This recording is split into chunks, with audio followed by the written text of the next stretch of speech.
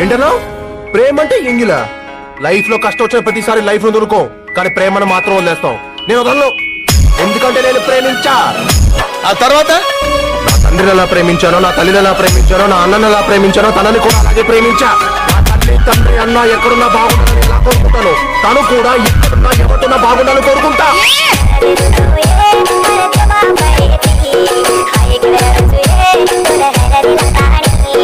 DJ Nagaraju.